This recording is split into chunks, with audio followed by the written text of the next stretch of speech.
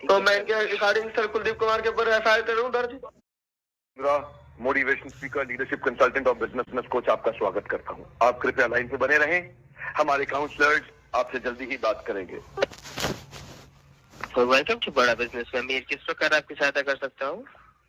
नमस्कार सर। जी सर बताएं। सर मुझे आईवीसी के रिगार्डिंग सर कंप्लेन दर्ज कराना था।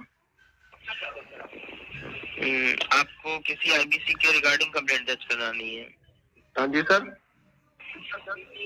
ठीक है, बताएं क्या कंप्लेंट है सर आपकी?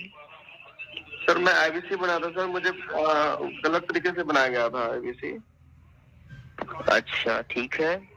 जी सर, मुझे आईवीसी एक्चुअली बनना भी नहीं था और मेरे पास क्योंकि सर मुझे गलत तरीके से बनाया गया। मुझे आईवीसी समझने गया था गुड़गांव ऑफिस सर में, और मैंने उनसे 5 दिन का टाइम मांगा था कि मुझे सर 5 दिन का टाइम दीजिए, मैं आईवीसी को पूरा समझूंगा तब जाके करूंगा सर।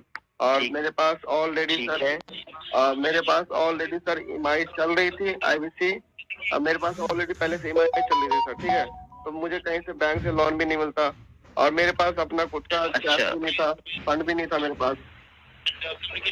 अच्छा। और मेरे पास उन्होंने पूछा भी आपके पास कैसे क्या हो सकता है, तो मैंने बोला सर मेरे पास क्रेडिट कार्ड है। तो क्रेडिट कार्ड तो क्रेडिट कार्ड का सर मुझे लिमिट भी नहीं मालूम था। उन्होंने बोला क्या लाओ मैं क्रेडिट कार्ड चेक करता हूँ।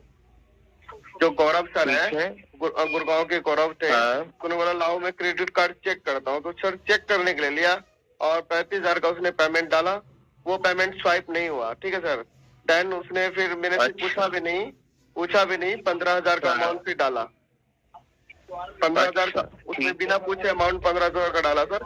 और ओटीपी मेरे से पूछा, तो मैंने ओटीपी सर मुझे नहीं पता था कि स्वाइप करने से, मेरे को सिर्फ पता था कि स्वाइप करने से पैसा कटता है क्रेडिट कार्ड का, ओटीपी बताने से पैसा कटता है। तो मैंने ओटीपी बता दिया सर, वो पैसा कट गया। तो मैंने बोला सर मुझे तो आईबीसी मैंने आईबीसी अभी समझा नहीं है, तो मेरा अपने पैसा स्वाइप करा दिया सर।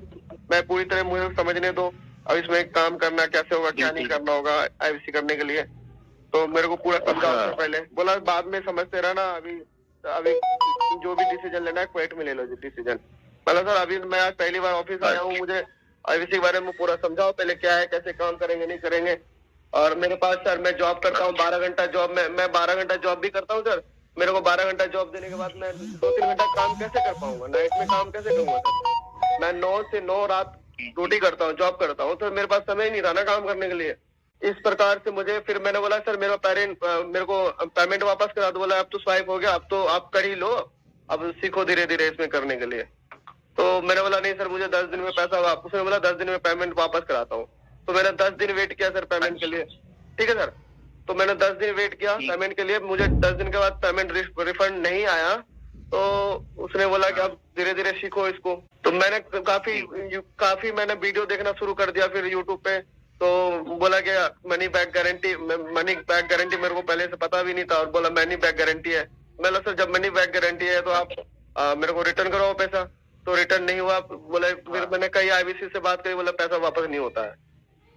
ठीक है सर, पैसा मेरा वापस नहीं हुआ। धीरे धीरे फिर मैंने जॉब छोड़ करके सर मैंने 2 से 3 महीना सर मैंने इसको दिया। मेरी इतनी हालत खराब हो गई कि मेरे पास खुद के जाने के लिए किराए तक के पैसे नहीं थे, रूम तक के पैसे देने लायक नहीं थे सर। एंड उसके बाद मैंने जब समय इसमें देने लग गया तो बोला फिर दोबारा बोला कि आप डिजिटल मार्केटिंग करो सर, डीएमटी करो।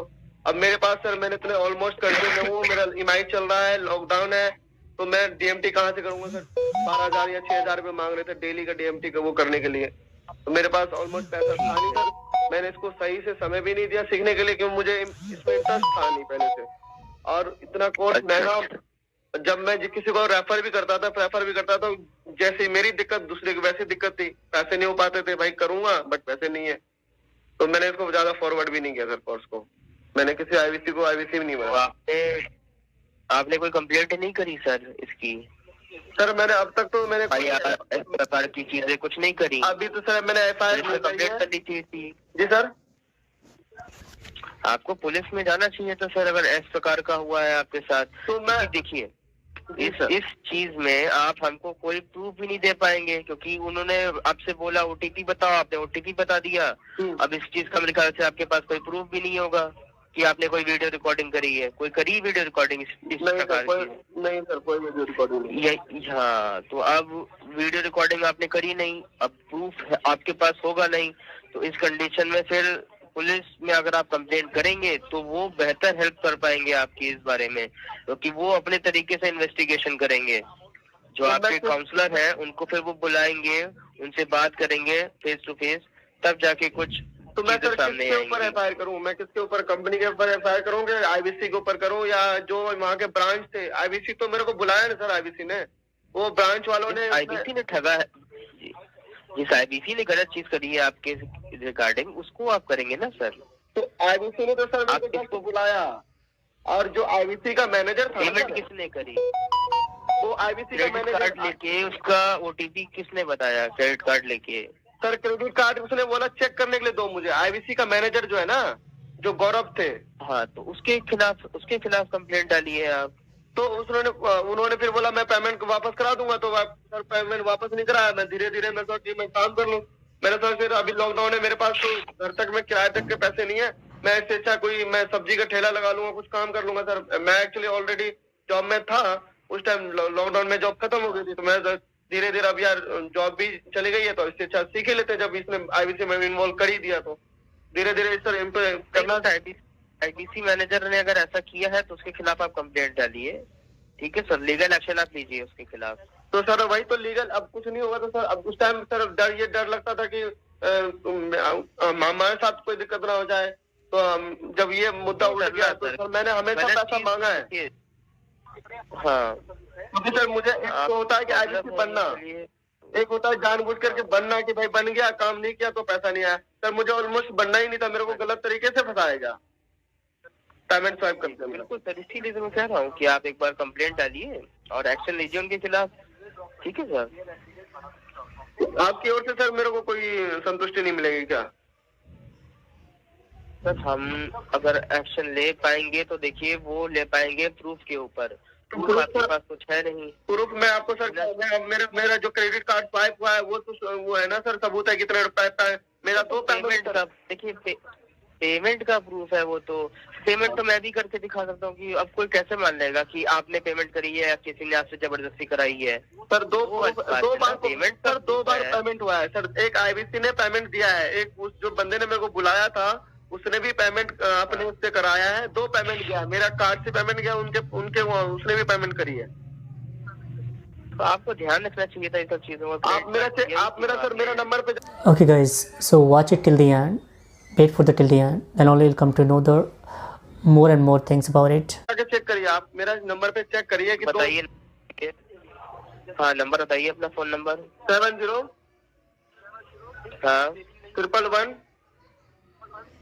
111 जी सर, ठीक है। 78 019 अतीक नाम है आपका? जी सर, जी सर।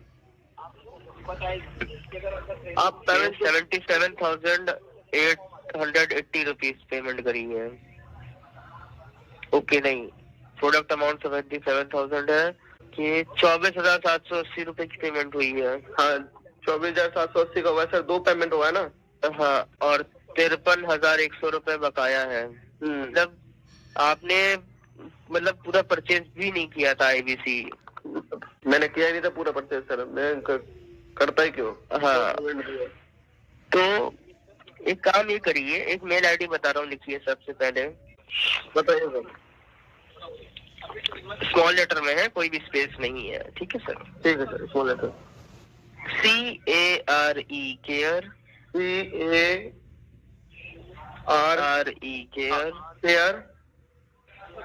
@ बड़ा बिजनेस, BADA बड़ा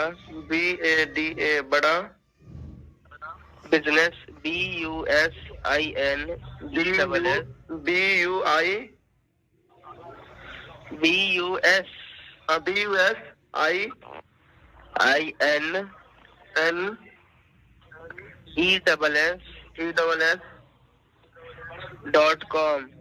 .com। अपनी मेल से मेल करिएगा इसमें, इस मेल आईडी पे। जी जी। और लिखिएगा कि गलत तरीके से मुझे फंसाया गया है, मेरे क्रेडिट कार्ड से पेमेंट करवाया और पेमेंट भी अधूरा ही हुआ था, कितना 24,780 रुपए का।